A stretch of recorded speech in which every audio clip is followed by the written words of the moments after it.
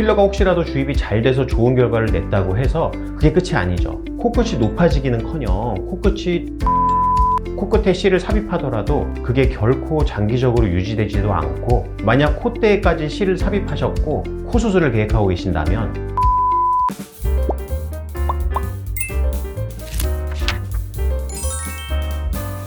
안녕하세요. DI성형외과 닥터눈 코익 정현희 원장입니다. 한때 코필러하고 하이코 시술들 많이 하셨죠? 아시는 분들은 다 아는 사실인데 그게 별 효과 없다는 거 아직까지도 모르시는 분들 계시더라고요. 그래서 오늘은 코필러나 하이코를 왜 하면 안 되는지, 그리고 성형 전에 코필러나 하이코를 어떻게 제거해야 되는지에 대해서 설명드리도록 하겠습니다. 저희 병원에도 간단한 시술로 코를 높이려다가 원하는 목표까지 가지 못하고 변형이 동반돼서 교정 원하시는 분들이 종종 오십니다. 시술 직후에는 괜찮은 것 같았는데 금세 원래대로 돌아오고 오히려 전체적인 모양은 더 안 좋아졌어요. 이게 일반적으로 하시는 환자분들의 말씀인데, 다시 추가 시술 받고 교정하려고 해도 반복할수록 모양은 더 이상해지죠. 그래서 결국 코 성형을 결정하시게 됩니다.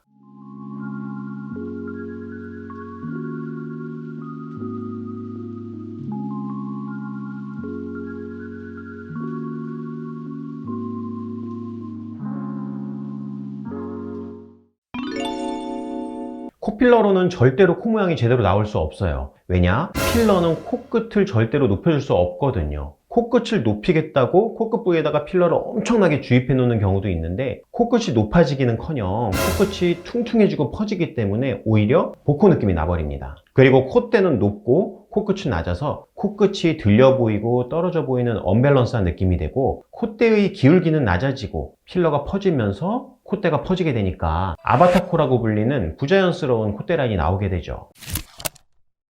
필러를 넣는 분들 보면 콧대의 얕은 층부터 깊은 층까지 여러 층에다가 주입을 하시는 원장님들이 있어요. 그래서 얕은 층에 들어가 있는 필러는 수술 전에 필러를 녹일 수 있는 주사를 활용해서 녹이고 수술하는 것이 좋습니다. 깊은 층의 필러는 수술 중에 박리 공간으로 짜내서 모두 배출시킬 수가 있습니다. 만약에 녹지 않는 영구적인 필러를 넣은 경우에는 필러가 들어있는 주위 연조직을 포함해서 필러를 모두 절제해야만 완전 제거가 가능합니다. 만약 너무 얕은 위치까지 필러가 주입되어 있다면 완전 제거는 불가능하죠. 그리고 이거를 완전히 제거하려고 노력하다 보면 조직이 너무 얇아지거나 울퉁불퉁해지는 문제가 생기기도 해서 주의해야 합니다.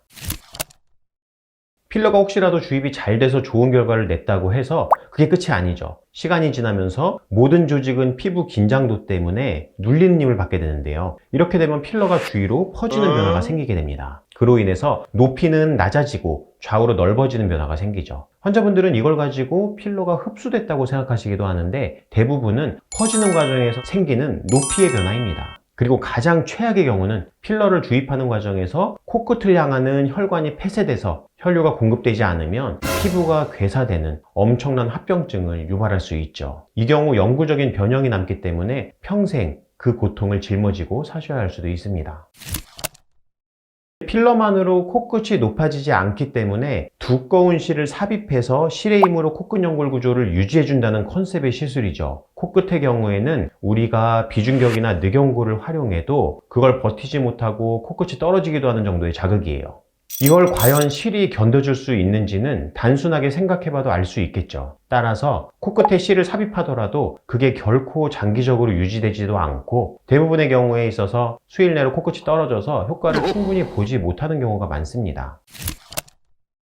만약 콧대에까지 실을 삽입하셨고 코 수술을 계획하고 계신다면 빠른 시일로 실을 제거하시는 것이 좋습니다. 실이 흡수되는 과정 속에서 섬유화되는 변화를 겪지 않았다면 수술 중에 실을 노출시킨 다음에 잡아 빼면 대부분 부드럽게 빠지게 됩니다. 이 경우 완전 제거도 가능하며 조직의 울퉁불퉁한 변화도 최소화시킬 수 있죠. 만약 심하게 섬유화돼서 불규칙적인 볼륨을 유지하고 있는 경우라면 완전한 제거가 어려운 경우도 있고 조직의 불규칙성이 남을 수도 있습니다.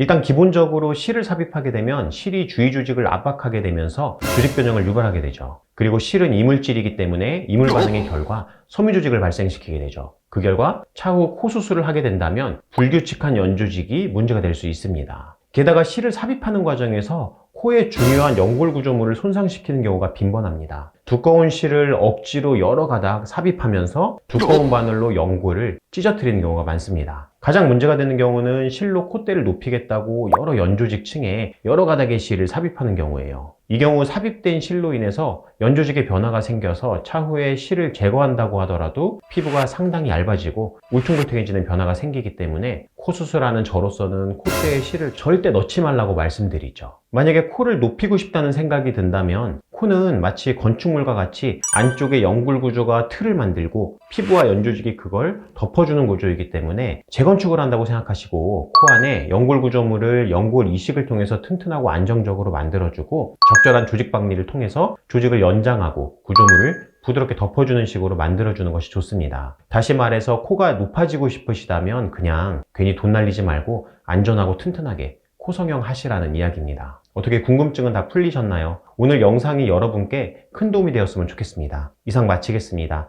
DI 성형외과 닥터눈코익 정현희 원장이었습니다. 감사합니다.